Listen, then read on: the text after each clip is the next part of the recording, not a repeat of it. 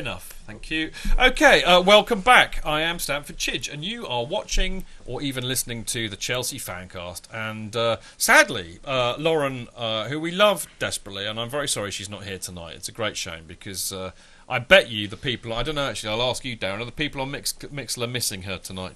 Genuinely, I don't think there's been one comment about her. Really? But that was a very poisonous thing to say. I'm just observing. I can't even edit that out, what you just said. I was just being observant, okay? From what I've read, and the thing does flip quite quickly, so I might have missed a whole lot of love for Lauren. I'm sure it's all going to flood in now. But they do love her. Yeah, but I just haven't because she seen loves them. yet. She gives them a lot of love every week on Mixler, and she's brilliant. No, still not Lauren comment. I'm sorry, mate. I'm just going by what the people have said. Okay, well, I can say something with absolutely racing certainty is that the new people who are not on Mixler probably prefer looking at Lauren rather than looking at you. Neil Hobson says Davy just called from Brazil to find Lauren. Has he? Tom O'Driscoll, we're only being polite, Darren, with a big tongue sticking out. They're all rotten, really. And I thought I for one, I'm missing Lauren not being here because, more importantly, we don't have a loan report, and I really do like hearing that. You know, about Lukaku scoring not for Chelsea. That's right. Yeah. So instead of doing that, we're going to have lots of questions for if you don't ask, you don't get, and you must have some. I do have some. The first one, Tom O'Driscoll, he has a question for Mr. Levine. His question is, was the whole show simply a platform for your free-range eggs joke? Undoubtedly so. Undoubtedly. Let's see. Cole Jackson would like to know, Dan, your favourite one-on-one interview, past and present, with a Chelsea player. Sorry. Tough.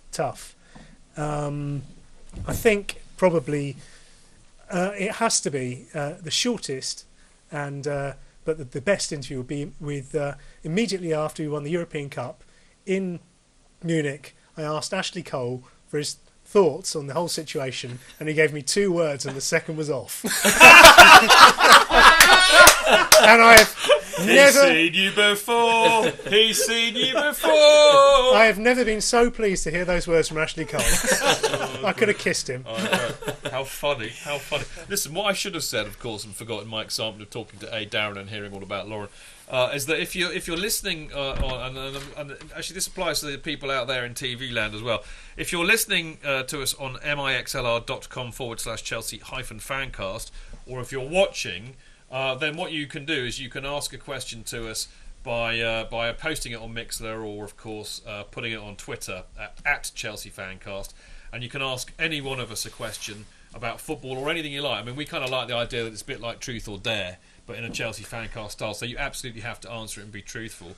And of course you can also do this nowadays by Skype, so if you're watching at the beginning of the programme and you add chelsea.fancast, which is our Skype address, we'll try and get hold of you earlier on in the programme, and then you can get on the show, which would be great. Now, in the interim, I've got I believe David Coleman moment. Do we have somebody on the line? Gallery, we do.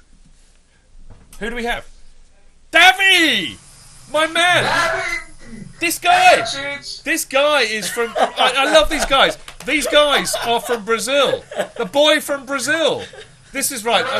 It's lovely to see you, mate. Now you're of course you run Chelsea News Brazil, don't you? The website. Yeah, no boy. I'm the tweet maker. And you also do the most mad podcast in the world ever, yeah? Oh, come on, man. Your podcast is better than ours. Yeah, but I know that, but yours is much more mad. You've got a lot of energy, it's intense. Anyway, come on, Davy, it's really good to see you, mate. I mean, we're going to ask you a question too, actually, but before we do that, can you ask us a question? What would you like to know? I don't have a question right now. Okay, fine. If you think of one, by all means ask us. We want to ask you a question, actually, because we were talking before the break. You probably know, because I suspect you were listening. We were talking about Oscar versus Mata, and whether Oscar is a better number 10 than Mata, or whether he will be a better number 10 than Mata. Now, you know, you're Brazilian. Does he play number 10 for Brazil? Because Jose Mourinho is saying that he does. Is he going to be a great number 10? Is he a better number 10 than Mata? As number 10, perhaps. I think Mata is a more offensive player than Oscar. Oscar is more has kind of defensively he's better. Then I think Mata is the best number 10 than Oscar right now. But like you said, Oscar is not more defensive minded, but he's more capable of defending and tracking back, and clearly that's what Mourinho likes, and clearly that's what Mourinho wants in that position. It's a bit weird, isn't it? I mean, Brazil is the, Mourinho said this, Davi. He said, Brazil is the place where you expect a number 10 to be this fantastically skillful and creative player. So it seems to me very ironic that he's got a Brazilian number 10 at Chelsea who he wants to basically defend as well as create stuff. What do you think about that? The Oscar isn't our number 10. Neymar is our number 10.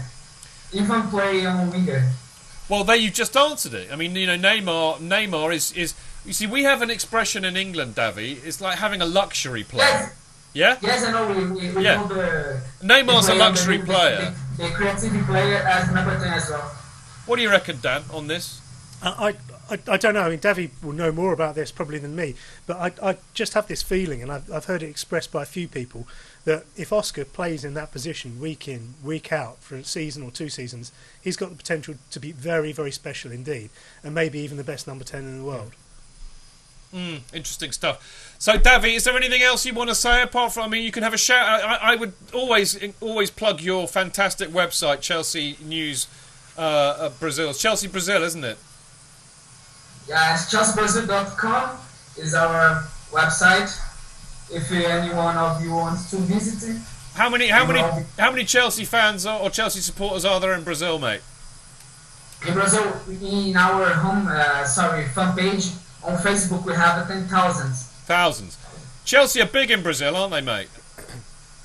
Yes, you are big here as well. I love it, mate. Keep doing your fantastic podcast, and thanks for coming on the show. We'll get you back on it soon. And can you say hello to Felipe for me? Okay, I'll say to Felipe. I think they are watching you right now. Felipe and Thiago Lion. And Thiago, I'll send him my best, and I'll speak to you all soon, man. You take care. Yeah. How's your T-shirt before I go? Chelsea FanCast T-shirt. Felipe hasn't sent it yet. Smack him for me. That's very bad. We got to go. Davi, brilliant to see you, mate, and we'll speak to you soon. Keep listening. Okay, cheers. Brilliant. I love that. I mean, Cheers, those guys are mental. And they are absolutely brilliant. Now, have you got a question from there? I have a few questions actually. So the other part of it was your favourite Chelsea past player. Your favourite one-on-one interview with a past Chelsea player. Oh, My favourite one-on-one interview past. I don't know. Carl Jackson wants to know. I think it's got to be Pat Nevin, really, because Pat was the man who scored the first goal I ever saw at Stamford Bridge, and he was always a hero of mine when I was a boy, and it's just absolutely marvellous to be able to speak to him and ask him questions. Good answer, and he's a very intelligent person Yeah. as well. Like Chidge, question for you. I know, like DJ CFC says, Chidge, when are you going to Dubai again? when am I going to do what? Go to Dubai again.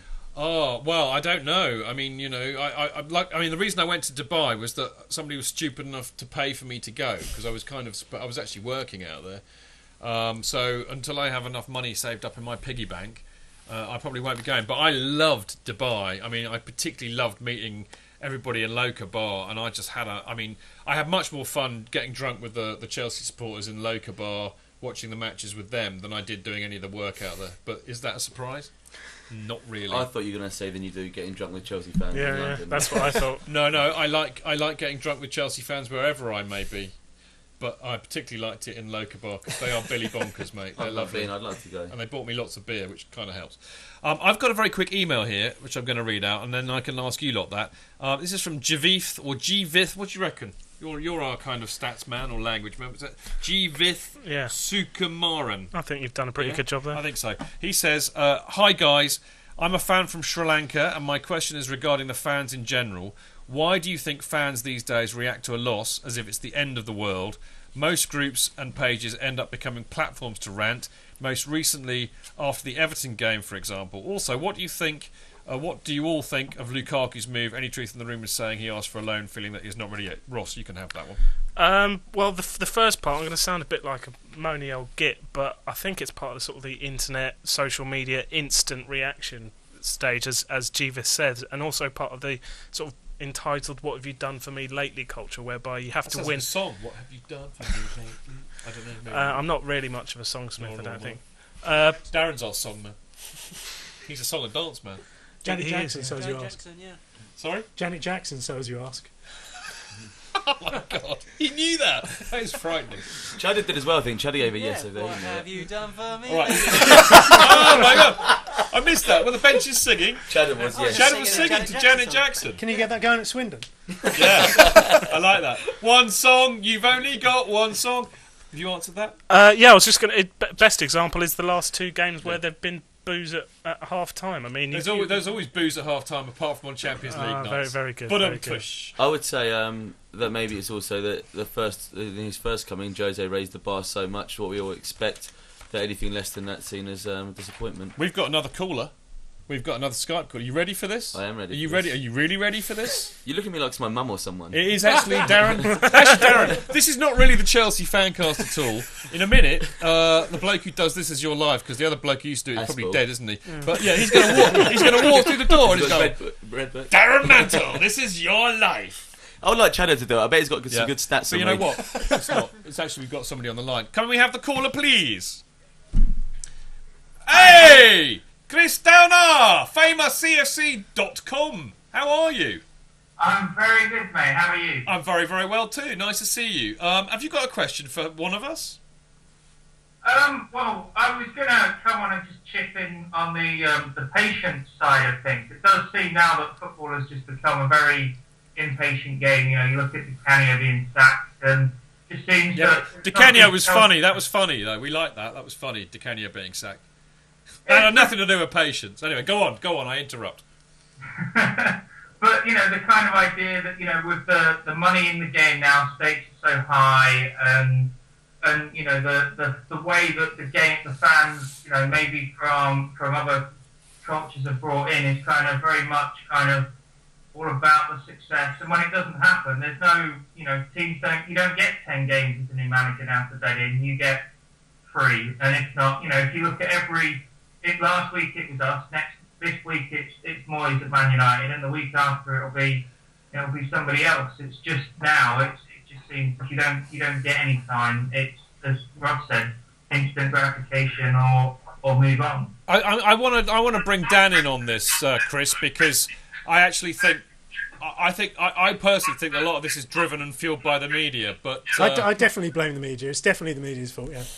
No, seriously. I They're mean, beyond clueless, every one of them. They're the ones that are like, okay, like I said earlier, Buggins' turn. Last week was Mourinho, and we're in crisis. This week it'll be Moyes. He's not good enough. He'll be going soon. They're in crisis. But Di Canio, I mean, you know, is it not driven by that? Do we or do we not want the Premier League to be the biggest story in world football? And that's why they do it. And that's why they do it. It sells news, which is exactly what Jose said. It helps you to sell newspapers. He's Russian now, is he? Yeah, but was that accent if you from? know, the Russian and the Portuguese accent are bizarrely similar. Yeah. So, pipe down. But I think people are very, very... They lack patience these days. I think a lot of that is just to do... You know, you mentioned, Ross, social media. Yeah. I think it's become very, very quickly to escalate opinion, hasn't it? A snowball runs down a hill and it becomes a crisis. I mean, I would just to plug myself here for a second, and you know, I know you expect it of me, but I was on TalkSport last Friday, was it, Ross? Thursday. I was on TalkSport on the kickoff talking to Mark Saggers, and I went off on one, as I tend to do, but I blame it on the entitlement culture. This whole society, particularly for the young uns. Sorry, Harry. Not Harry. Harry's lovely. He's not entitled to anything. But there is an entitlement culture, I think, and everybody wants it now. They don't want to work for it. And I made the point is that we don't have the right to win every game. So basically what you're saying, all the people who built half-time, stop their benefits. Yeah, but they're all old. That's the trouble, Dan. It's Stop not their pensions. It's not just the youth. It's not just the youth, is it, Chris? You know, it's not. You can't just blame the youth. The old people are just as bad and just as petulant about losing as the youngsters are, aren't they? I think to a degree, and it does annoy me, the booing, you know, because that's just ridiculous at half time. You know, if we get 5-0 and we don't look like we've turned up at full time, then you can kind of understand it. But 0-0 in, you know, a game of, to use the cliche of 2 halves is ridiculous. But I think it's kind of, again, goes back to what people get out of the game as well, because for example, if you go away or you go to Stamford Bridge and, you go there for a few beers, and the football is, whilst an important part, it's just part of the day. So what you might get on sort of when, you people that are watching just on the television, it's kind of, that is the whole focus. So therefore, the expectation level, I guess, is going to be raised.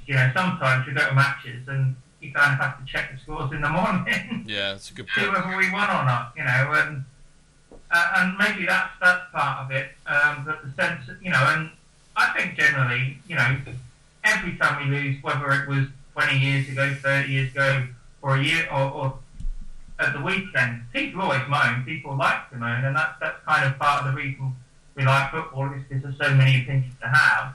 But it's just this escalation of a few grumbles from one result going into something that's a bit apocalyptic, and I think the media do have something to do with that. BBC Radio 1, I know not always the most shining example of media, but they were running a story the whole of the day after the Basel game of has Mourinho, is the end of the road for Mourinho. Well, clearly nonsense.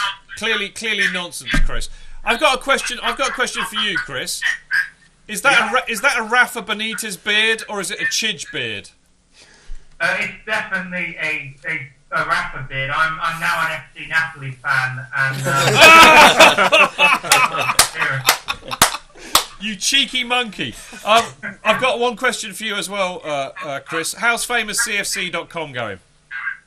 It's going really well at the moment. We're past 1 million visitors now, and we're growing, and hopefully doing some work with the FanCast in the next few months that we've talked about. But yeah, it's going really well. But occasionally it does denigrate into me just ranting about almost the ultimate complaining, ranting about the people complaining. So, I can't speak too much because I wrote a very angry rant about people that rant, which... You did indeed. You see, the last time I saw you on video, I'd put gaffer tape over your mouth. I promise never to do that again if you kind of come on the show and be as articulate as you have. But thanks, Chris. Lovely to see you. See you soon, my friend. Brilliant stuff. Right, we've got loads more questions. Right, how many can we get in? Ones. Right, some quick fire. Ross, first one for you from Dan CFC man. Were you surprised that Basel sold out for 35 quid a ticket? Yes, I was. Dan Levine, which ex-player apart from Didier Drogba would you bring back if you could to the squad? Gianfranco Zola. One for Darren. Have you thought about hosting Mastermind? Garfield Bailey, he's given me 2 here. When am I going to put his banner up for the Cardiff game? His second one... You could come and ask him that. You're in the same room. His second one is, has Darren put on weight? Stand up. Let us be the judge of that. Fat bastard. No, I think he's. No, I don't think. I think that's unfair. I think that is unfair. That was before the watershed as well. Yeah. You didn't have to pull your shirt up. Dog from the bench. I'm going to ask this to Pablo. Last one. How do you see the season panning out? Where does Mata fit into Jose's team? I don't know how the season will pan out. I think we'll still do well. I think we'll still be challenging for the title, and Mata will eventually fit in on the right, I think. No less a man than Jose. No, you can't. Go on then. Will Mata being more defensive improve him, do you think? It will have to. Because it seems to be the only choice. That's a very wonderful, quick answer, Dan. You're a legend. So are you, Darren. I thought that was professionally managed. Take note, everybody else. Right, after the break, it will be time for a roundup of the Chelsea news, and there will be some fantastic or statastic stats from the genius that is Chelsea Chatter. I can't wait.